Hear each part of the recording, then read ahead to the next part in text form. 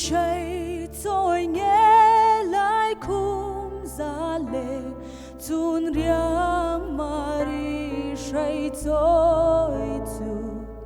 beram puten an ven la ya vanang el ten an tha chu eng vang nghe mô lel ro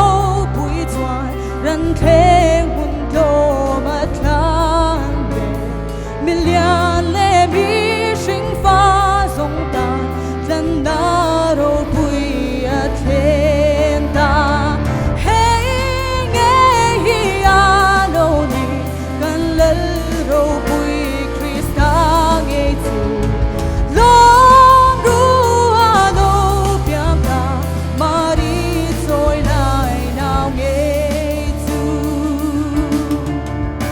cần thi lung lệ thiếu bê khá đi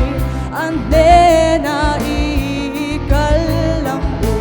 thân đăng na con minh xiang sắp ta cần thi lung lệ là chú sẽ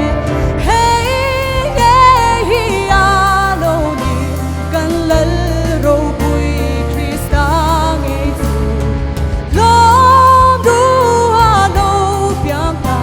Mari trôi lại nào nghe chu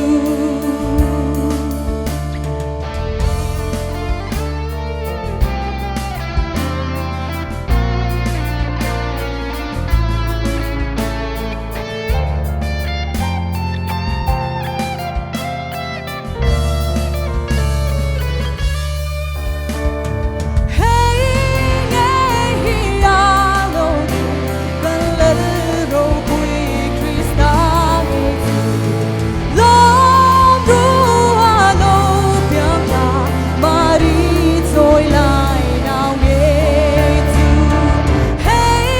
nghe hi a lâu đi cần lên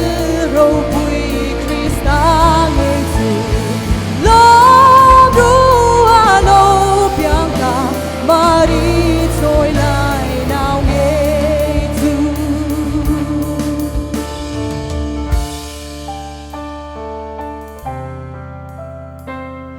Mari trôi lại nào nghe chu. Open the fuck lam so much.